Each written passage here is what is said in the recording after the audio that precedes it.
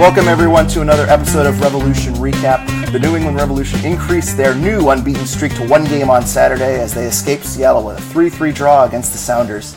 The game was a back-and-forth encounter that started with the Sounders drawing first blood in the second minute and New England bringing the game level in the 87th minute on a Carles Gil penalty kick. Michael Mancienne scored his first career pro goal in his first game back from injury, while Gustavo Bo added his third goal in 5 games for New England. Carles Gil added a goal and assist, bringing him 1 goal short of becoming the second Revolution player ever to notch 10 goals and 10 assists in a season. I'm Greg Johnstone. Joining me today to break down a crazy game is a new guest, first time on the podcast, from the Bent Musket. It's Matt Medoff. Matt, welcome to the podcast. How's it going? Hey, Greg. Going good. Thanks for having me on. How's it going for you? It's going great. I will say, I want to make sure, I didn't ask you this before the podcast. Did I pronounce your name correctly? Because I got some crap last week from Seth and Carl. I think so. It's Medoff. Medoff. Okay.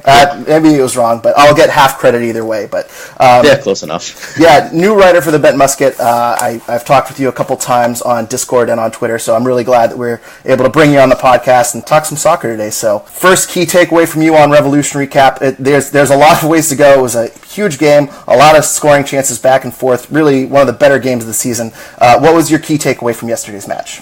I think the biggest takeaway that I took from it was the team really has no quit. I mean, they came out, they didn't look too good, they gave up the early goal. The second game in a row they've done that, but they fought back and just didn't give up. It's not the same team we saw at the beginning of the season where 1 goal would have been pretty much a knockout blow to them. So it's good to see that they'll fight through and keep playing. Yeah, and what's crazy too is I think like 10 minutes in, I tweeted out, this is going to be a long day. They conceded in the second minute on a goal that was really sloppy. I mean, it seemed like one of those games that is just going to go downhill quick. And, the way the Revs came out, they came out in a new formation. They seemed to have some kinks in it. The defense and midfield were pretty far apart and spread thin at points, but when it was working great. And even though they were down, they responded back in the first half, and they kept piling it on, almost made it 3-1 at the end of the half, ended up going into the halftime 2-1. Then they give up 2 goals in the span of 2 minutes. That's another kind of backbreaker that you kind of expect the team to fall apart at. Their legs were clearly worn down, and they still fought back and got a point out of this game. So, it's tough going to a place like Seattle and fighting back from behind twice, but the Revs certainly did that. And I think if this is April and they're playing in Seattle and you concede in the first minute, it seemed like a game that could have gone sideways really quickly, almost like one of those like Atlanta 7-0 games. So yeah, no, I absolutely agree with you, and that's part of the Bruce Arena effect, I think. So definitely. I'm going to actually kind of go in a bit of a different direction, but one narrative was that the Revs kind of not quit on the team, but certainly in the Friedels days, they seemed a little bit out of it in the Chicago and Philadelphia games, and yesterday we saw a bit of a counter to that. I have another counter from a narrative earlier in the season, and that was we talked about how the Revs weren't getting shots on target, they weren't making the most out of their offensive chances. Totally different yesterday. Yesterday is a game where, if we're being honest, I think Seattle was probably the better team on the day. Seattle had 18 scoring chances to the Revs 9. They had 21 shots to the Revs 11. The Revs clearly were kind of absorbing a lot of pressure and weren't going all out attack the entire game. They were a bit on their back foot because Seattle's very strong at home. But when you consider, even though the Revs were outshot 21-11, the Revs had 7 shots, the same as Seattle. 3 of those shots went in. One of those probably should have gone in. It was a rocket from Gustavo Bo. That was an amazing save by Stephen Fry. And then there was another play at the end. One of the other shots was the Diego one-timer where Christian Pinilla kind of has that curly cross to Diego, and he one-times it nicely, but unfortunately right at Stephen Fry. So really they could have put in 5 goals on the day, which is pretty good considering they were facing a really difficult Seattle team. So for a team that at the beginning of the year, it went, I think, like 9 or 10 games without a shot from their center forward, to come in and convert 3 or 7 shots and have another 2 or 3 really big chances. This offense is very strong, and they've been hit or miss the last few games, but a really strong performance from the offense in a game where they needed to convert their chances to get a point. I think we also need to talk about Carles Gil, who had another great game yesterday. He's now at 9 goals and 10 assists this season, as I mentioned in the opening. He has 5 goals and 8 assists in the last 10 MLS games. Probably the most impressive stat I've seen is that he has a goal and an assist in 4 of the last 5 games. I have him down as my player of the game for the Revolution.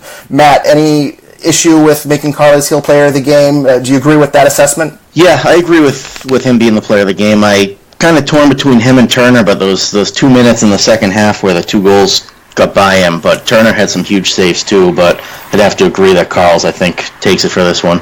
It is kind of weird thinking that Matt Turner conceding 3 times is potentially the player of the game, but we are a pro Matt Turner podcast. We are very much in the corner of Matt Turner, and he did have some very good saves, especially in the second half when the Revs were absorbing their pressure. Seattle had them on the back foot.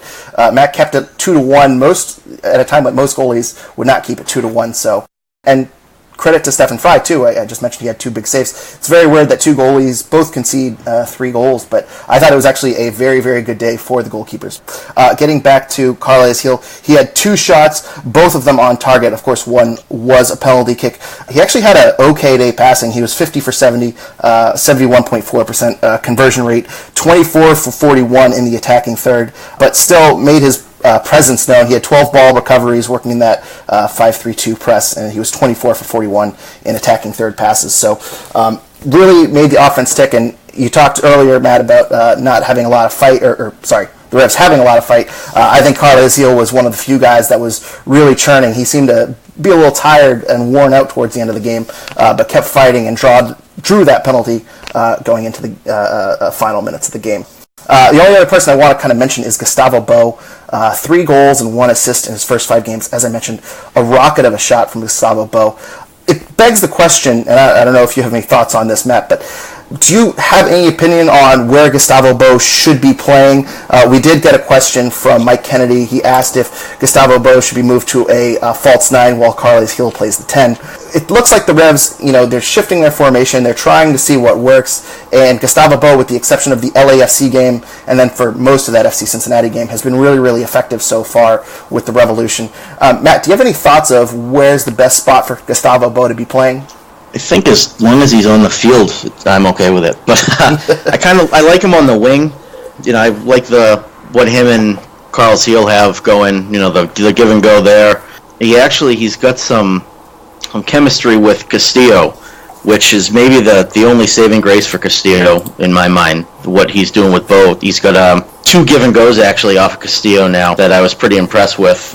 You mentioned the play with Castillo, and certainly that was a great cross by Castillo. We're still in the complimenting phase of Edgar Castillo. We'll get to the bad part in a little bit, but that was a really, really nice 1-2 from Bo to Castillo back to Bo. Bo kind of leads Castillo up the wing and then charges into the box, and Castillo puts it perfectly for Gustavo Bo. That's a really exciting play that I don't think we see from the Revs earlier this season, or certainly last year. I don't think they had anyone as talented as Gustavo Bo to finish goals, and I don't think they had anyone like Edgar Castillo since Chris Tierney who could cross a ball like that. And there were a couple other plays too. Gustavo Bo in the 41st minute kind of led Carles Hill into the box, but it was just a little bit out in front. I mentioned too, Gustavo Bo had that rocket of a shot that was saved by Stephen Fry. I'm really upset that was not a goal. That was an absolutely incredible save by Stephen Fry. So yeah, Gustavo Bo, he was up top. I think this is the first time they've played him up top. Maybe. I'm trying to remember. Most of the time it's been a 4-2-3-1, and I think they've kind of played him in the wing or in the center. It seems like this game they kind of played him and Teal Bunbury up top, so this was kind of him the first time as a striker, quote-unquote, but he was certainly very, very effective, and I'm not sure, I wouldn't be opposed to him playing kind of a 9 role, but it seems like they want him on the wing or in the central midfield to kind of work with Carles Hill and the players, like, as you said, Edgar Castillo. He seems to have some connections with some players. We talked a few weeks ago, too, about how he's still getting used to his teammates. You can see every single week they're getting a little bit more and more on the same page, as exhibited with that Castillo play. So we're actually going to hop into listener questions, because we have a bunch of questions that kind of cover everything else we want to go into today. But we'll start with the easy one. Zach Rhymes asked us, was that the craziest game of the season so far? And I'll lead this one off by saying that the only one that I could... There's 2 other nominations. I said a 4-4 game at Sporting Kansas City was pretty crazy. That was a pretty back-and-forth game, and I think considering the Revs were kind of at their low point. They were that was the ending of the Friedel era. You really did not have a lot of expectations to go into Kansas City to score 4 goals, kind of have that back and forth game. That was a pretty crazy game. And I also, for the weather and the circumstances, I want to nominate the 2-1 game at Colorado on the 4th of July that ended on July 5th. I think those 2 games are certainly strong contenders for the craziest game of the year. But I think this game was back and forth. It had a little bit of everything.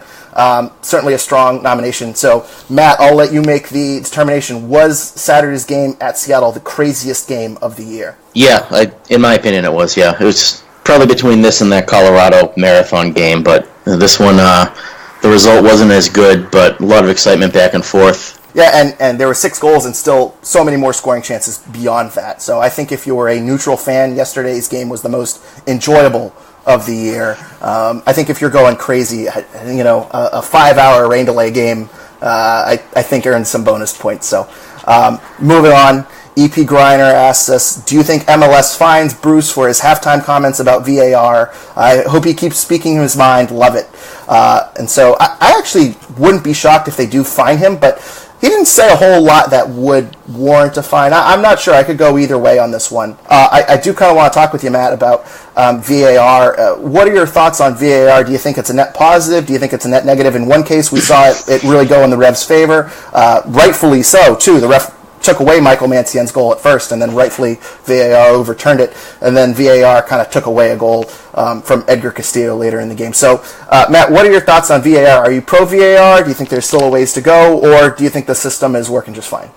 I think it definitely needs some tweaking done to it. Overall, I think it's a good thought, but, there's been a couple of occasions where play goes on too long, I think, before they blow the whistle and go back and take a look at it. Yeah, absolutely. And I think, too, as Bruce Arena said, the people running it are not the best at it. They seem to be struggling a little bit in terms of how to implement it, which it's a very imperfect system, but I think you're absolutely right there. We also got another comment from Gustavo Boas, the best striker on Discord. Would you rather watch that game and feel like you smoked 3 packs of cigarettes, or watch a boring 0-0 game that has no ill impact on your life? I'll take that game over 0-0. It makes me feel alive, at least. I second that statement. I certainly needed a stiff drink after that game, but I think that's a game that we'll look back on this season and smile at, whereas a 0-0 game like last year's game against Seattle, which had absolutely no offense, was incredibly forgettable and just a miserable night overall. So both games are at a point, but I think yesterday was a lot more enjoyable. Josh Nye asks us, what are your thoughts on Edgar Castillo's goal, quote-unquote? Although that might have been an own goal, too. I keep calling it Edgar Castillo's goal, but I think it might have been going as an own goal for Seattle. Should it have stood, or was it right to be called off? And I'll handle this one first. I think that, in case you forgot, there was a play in stoppage time in the first half. Ball was kind of bouncing around in the box. Stephen Fry looks like has his hands on the ball a little bit. It's arguable if he has full control or not, but Edgar Castillo essentially kicks the ball out of his hands. The ball continues to kick around, and then the ball ends up in the back of the net. It went to VAR. They decided to overturn it because they said that Stephen Fry had control of the ball. I did consult our senior refereeing expert and Connecticut resident, Jake Catanese, also of the Bent Musket, and he said it was no doubt you have to overturn that call. Jake certainly seems to be very confident in it. I'm not going to disagree with Jake at all, so I think that'll be our official stance of that play. Moving on, Dave Stinkin' Cedar says, this is also a Discord question too. If you're not on the Revs Discord, I thoroughly encourage you to hop on. They have chats during the game, which are always a lot of fun. So, but anyway, he asks us, is there a single person on earth besides Christian Pania who thinks that Pania should have taken that penalty kick over Carles Gil? And if you missed it, when Carles Gil draws a handball penalty kick, he goes over to take the kick, and Christian Pania seemingly wanted to take the shot, which a bit of an interesting call. I don't know if there's anyone that felt Christian Pania should have gone up there. Not that Christian Pania is necessarily bad at penalty kicks, but Carles Gil has been pretty money from the spot and was again yesterday. Matt, I'll ask you this: is Carles Gil, should he be the penalty kick taker going forward, or is there someone else in mind that you think should have a chance at penalty kicks? No, I like him taking it. I think as far as Pania, I don't know. He's probably got some family that would have been okay with him taking it. But yeah, besides the Pania family, I don't know who else would have preferred them to take it before, rather instead of Carl Zeal. But you must have I'd like to see. You must have him in fantasy or something like that. If you want Christian Pania to take that, I'm not sure who is, oh man, Christian's not taking it. Carl Zeal has been, I should have pulled up his PK stats, but he's such an accurate kicker and he's so calm and collected. He seems like the obvious choice. Maybe Gustavo Bo. We haven't seen a Gustavo Bo penalty. Yeah, I was going to say, I'm not sure, what Gustavo Bo's done for penalty kicks, but he's got a rocket of a shot, so he could be number 2. I think Gustavo, it's good to have options too. I mean, I don't necessarily think Christian Pania is a bad choice to take a penalty kick, but Carl Zeal, as I say, I especially think too that the fact that, the midfield was very tired in those closing minutes, and Carl Zeal was still out there motoring around and drew the handball. I think he certainly does, he's the captain of the team. He drew the handball. I certainly think he deserves the benefit of the doubt, whereas Christian Pania, who came on 10 minutes earlier, I think he needs to, know his role a little bit. But yeah, exactly. Moving on to talking about subs. Nearby Eclipse on Discord asks us, did Bruce get his tactics and subs right? And just to go through the subs, he only used 2 of them. Christian Pania went on for Edgar Castillo in the 68th minute, and Diego Fugugunez came on for Brandon Bai in the 82nd minute. So both wingbacks kind of coming off for offensive players. I will say tactics-wise, I don't think I can really criticize it a whole lot because they ended up getting 2 goals in the first half. They ended up really keep pinning Seattle deep and minimizing Seattle's chances early. I tweeted out a stat. I don't have the exact numbers in front of me, but I think it was something like Seattle had 58% possession in the first half, and the ball was held in Seattle's own half 64% of the time. So Seattle wasn't working the ball up the field at all very well. Gustavo Bo, Carles Zeal, Teal Bunbury did a really, really good job of pressing and keeping the ball on their side. And also Edgar Castillo and Brandon Bai, I know they didn't have the best games defensively, but they are also very good in the press and keeping teams on their back foot. Maybe there could have been some adjustments in the second half. There was a lot of space between the back line and the midfield, as Seth McComber on Twitter pointed out a number of times. So they didn't really adjust in the second half, and they seemed to be a little bit more on the back foot, and Seattle really dominated the first 15 to 20 minutes of that game until they took a 3-2 lead. So maybe Bruce was a little bit slow to adjust his tactics and kind of get some reinforcements in there. But I think overall the 5-3-2, 3-5-2 formation that we saw worked out really, really well for the first time using it. And in terms of subs, I think Castillo needed to go off. We'll talk about that in a little bit. I think Brandon Bai going off was a bit of an obvious call. They needed that goal, so they, subbing on Diego for Bai was a bit of a no-brainer. Maybe they could have used Juan Agudelo at a certain point. I'm sure if they didn't get that handball call, that third sub would have been used in the closing minutes. But the only real criticism I have about the subs is that they didn't come a little bit earlier. Matt, I don't know if you have anything to add to that, but do you have any criticisms of Bruce Arena yesterday or any general thoughts about that 5-3-2 we saw? No, I think the 5-3-2 is okay. I think it probably helped to ease Mancienne back into gameplay too. And I guess 5 defenders on the back line definitely helps with Castillo when he doesn't track back and when he forgets that he's actually a defender. So you would think, but as we saw yesterday. No, you actually do bring a really good point. Michael Mancienne, we don't know if, they're clearly easing him back into play with Tony De La Mea out too. I think that they wanted to kind of give him a little bit of extra cover because as we see when those outside backs really push up, we see Andrew Farrell and Tony De La Mea have to sprint back and make some emergency runs. And I'm not sure if Michael Mancienne is quite there yet to make some emergency defending. So absolutely really good point about Michael Mancienne kind of being eased back. I'm curious to see what they end up going with next week with Andrew Farrell out and Tony De La Mea. Well, we'll get to that in a second. I'm spoiling the end of the podcast, but we'll move on to Teal Bunbury first. Gboyd213 on Discord asks us, does Teal deserve to stay in the starting lineup after that one? I understand he probably works harder in games than anyone, but the lack of quality on the ball was unbearable today. And Matt, let me reel off some stats here first, because it's been 4 games since we have not gotten a Teal Bunbury goal. The Teal Bunbury hot streak is over.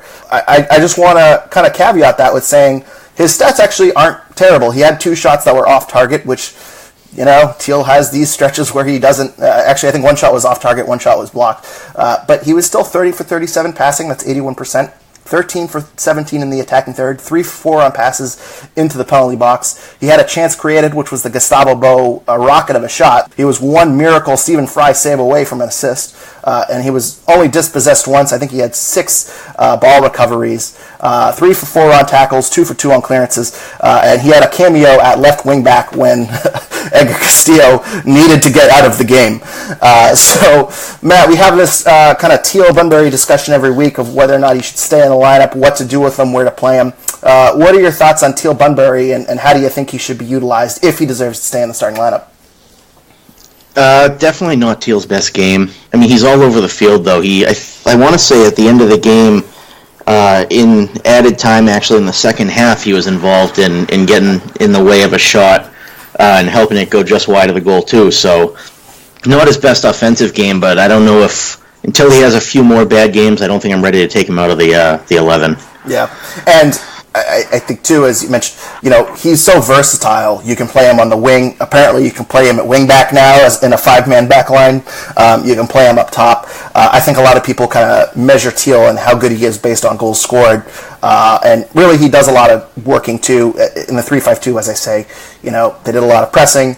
They need a lot of defensive help from the guys up front because they're a little bit more stretched thin. Zahibo, Luis Castillo really had a lot of room to cover yesterday and a lot of runs back. So I think Teal Bunbury worked in that 5-3-2. I would not be shocked if we get a home game against, say, Chicago in 2 weeks, where maybe they kind of go back to a 5-2-3-1 and they want their best offensive players. And maybe Teal is a bit of a sub that can hold a lead.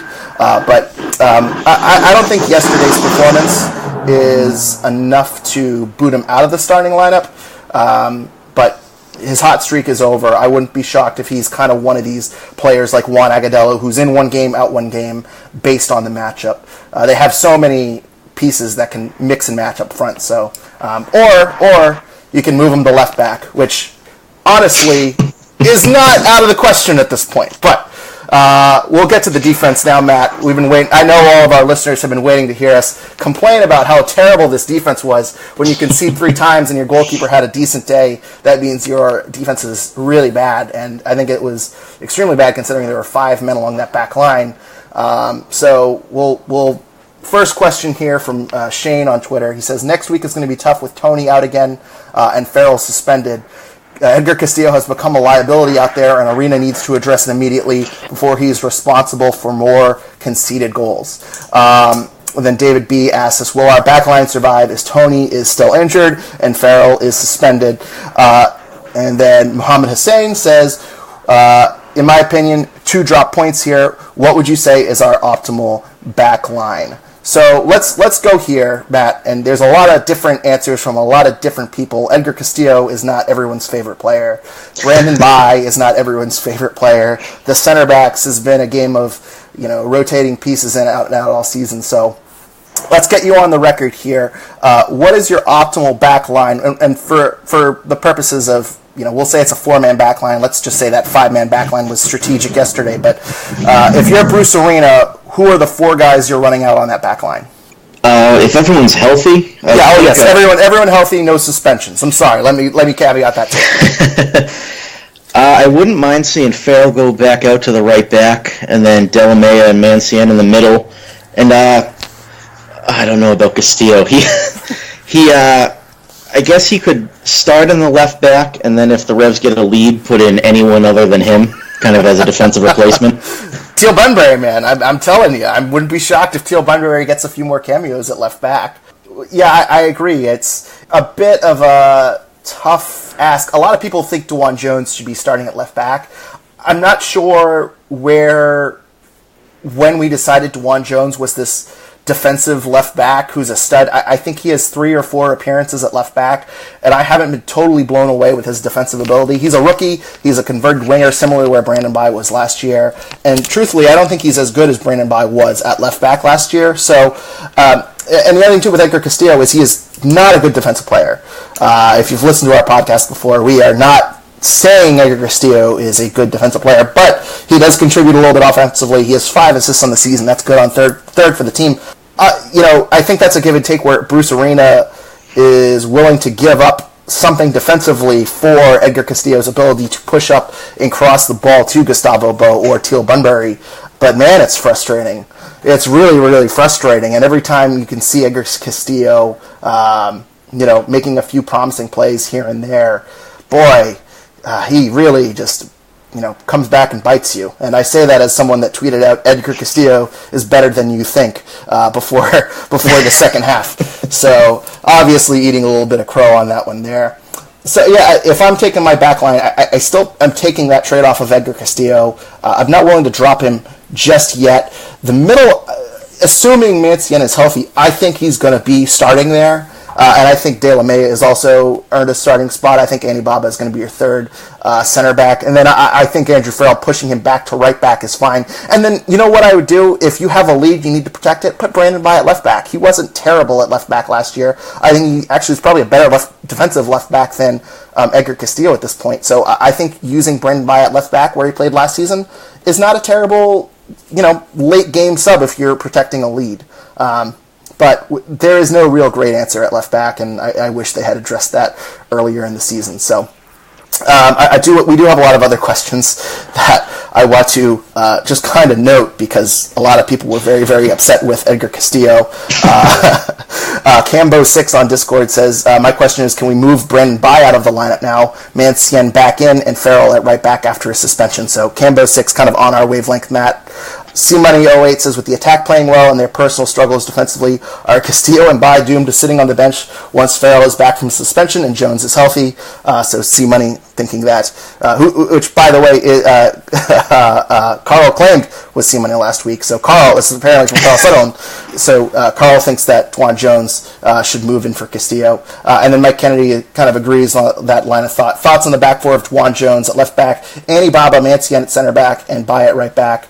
We don't know if he might not be considering De La Mea for the injury, so I didn't follow up with him on that one. But similar kind of thought from Mike Kennedy, too, although he still has Brandon By at right back.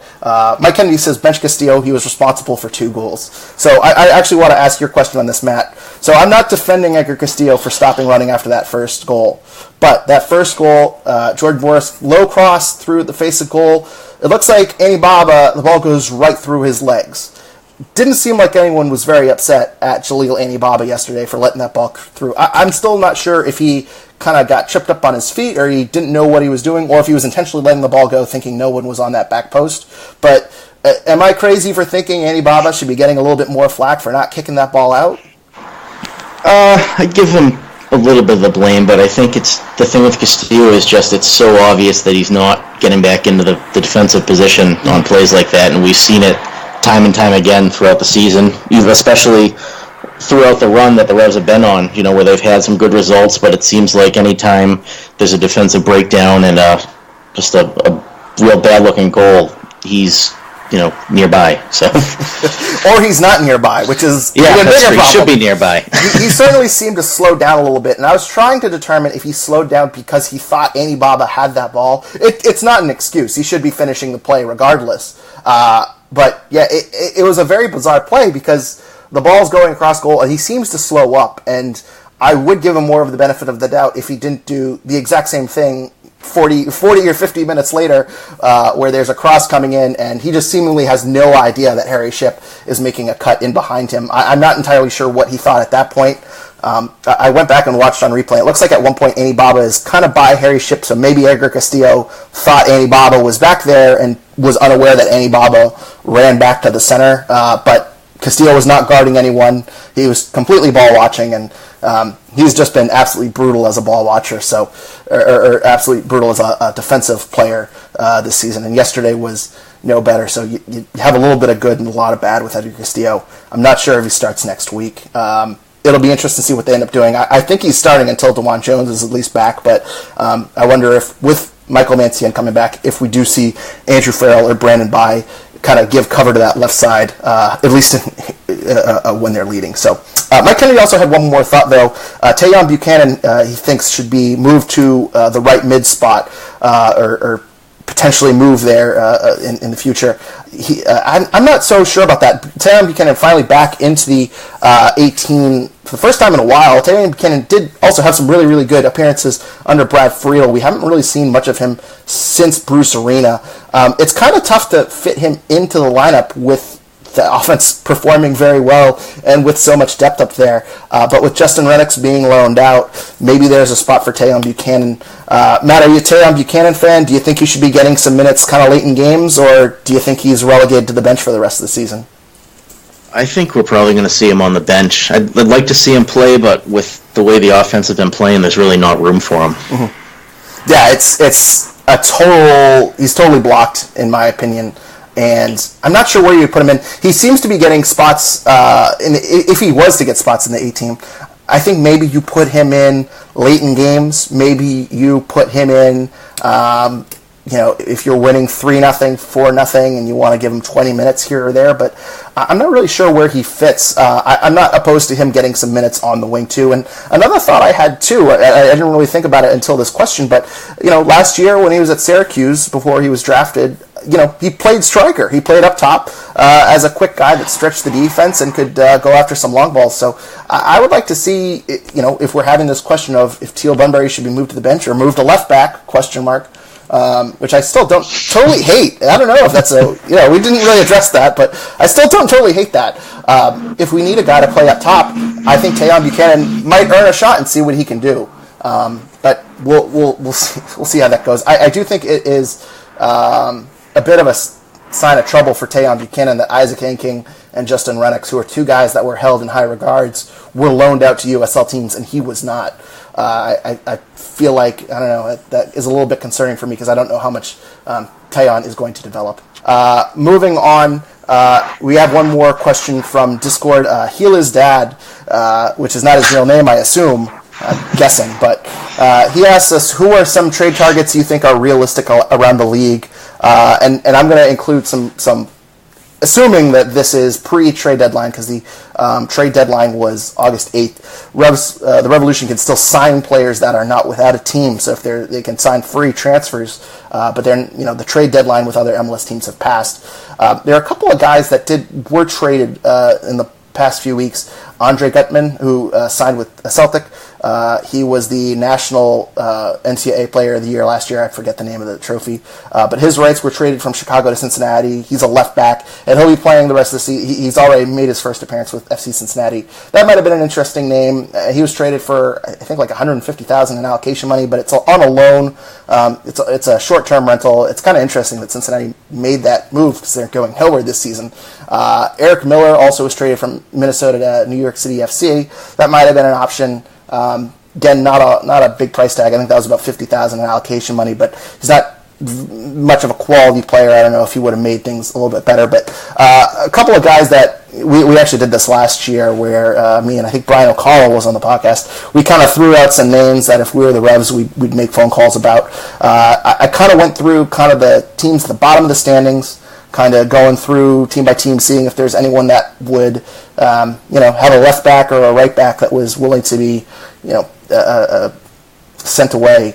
And there weren't really a lot of huge fits. That might be why Bruce Arena was kind of held his current hand and stood pat on trade deadline day. But the one dream acquisition that I think that would be great for the Revs was Ali Adan, who is a left back for Vancouver. That wouldn't have worked out because he has a designated player contract through 2021. It seems like the Revs didn't want to hand out another designated player contract in the middle of this transfer window. I think they want to wait till the offseason to sign another one.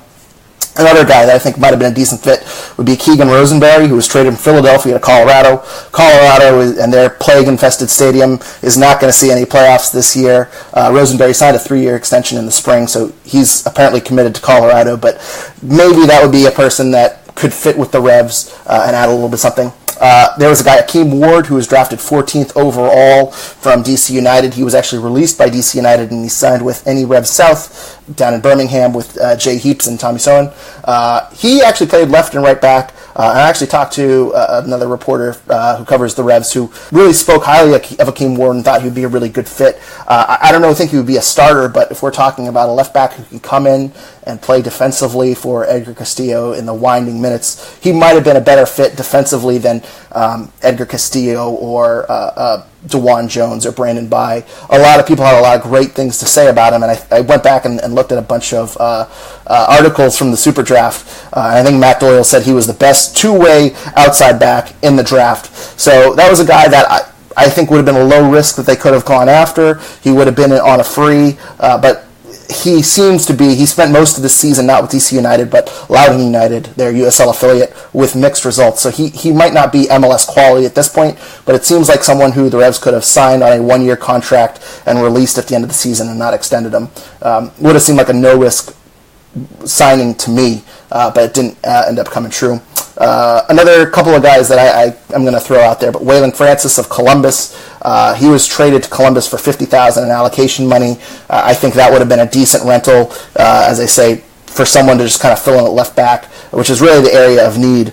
And then Dave Romney of LA. LA was very active in the trade deadline. They needed a lot of targeted allocation money for a signing that they made, and they were trading players left and right. Dave Romney, I think, has 5 or 6 appearances on the season. It would have been a nice depth piece for the Revs to add. That's kind of my trade targets that I think they should have looked at, and all those guys are guys that can play left back or help out along the back line. I don't think they need a lot of help offensively. I know we had some questions about, do we need a striker? Do we need another offensive piece? But they're spending so much money and they have so many offensive weapons. And the offense has been very solid so far. It's the defense that is in need of tweaking. And if they're going to make a deep run, Edgar Castillo and Brandon Bye as your outside backs are very, very concerning. And we've seen LAFC and Seattle, two very, very good teams, take advantage of the wide areas. And even yesterday, moving to a 5-man back line, there were still a lot of issues defensively along that back line. And they're still exploiting the wide areas, which really should not happen. So, and let's go through some news of the week, too. Another trade that happened, former Rev Kellen Rowe traded for $75,000 in targeted allocation money and an international roster spot. Seems like a very low amount. That's what I took away from it. It doesn't seem like a whole lot for Kellen Rowe, but I think it was James Downing on Twitter corrected me and pointed out that Kellen Rowe's contract ends at the end of the season, and unlike most players who the rights are still owned by the team, Kellen Rowe barely meets the qualifications for free agency, which is you have to be 28 years old, and you need 8 years of MLS experience. So Kellen Rowe is going to be a free agent, probably going to be playing in Seattle next year, coming off the bench for the Sounders. So Real Salt Lake acquires Kellen Rowe for very little, gets a rental for half a season, kind of adds to their playoff push. Matt, are you sad at all that Kellen Rowe did not come back to New England? He could have filled in at left back. He probably would have been a better option than Edgar Castillo. Any thoughts on Kellen Rowe being moved to Real Salt Lake, or any thoughts on that? Hopefully he'll see a little bit more MLS action with Real Salt Lake, because I know he hadn't been playing in the MLS much prior to that, but I think he's, like you said, hopefully next year he'll finally get to Seattle, where I think he wants to be, so it should be a good move for him. Yeah, I think it's been kind of the worst kept secret for years going on now. So, and I've also learned too, I knew Kellen Rowe was not really well liked. I kind of thought it was similar to Lee Wynn, where Lee Wynn, there was a bit of a divide among the fan base. But from what I could tell on Twitter, Kellen Rowe is really not popular with Revolution fans. I know Kellen Rowe made some comments when he was traded to Sporting Kansas City and kind of talked about how it felt like a graduation and how he was finally a place where he was appreciated. And those comments are just really cold take there.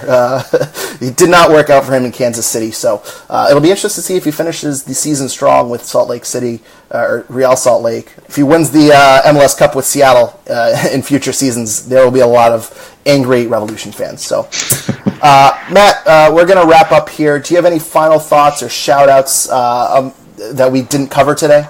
No, we've got just a big game tonight that I guess it'll have already passed by the time this goes live, but the Red Bulls are playing LAFC, so hopefully that'll give fans a good idea of what to expect coming up against them next week after we just played LAFC recently. So yeah, it'll be interesting to see, and that game is in LA, which I actually don't know the odds on this game, but I would assume LA is able to win that game easily. They seem to be a lot more deep.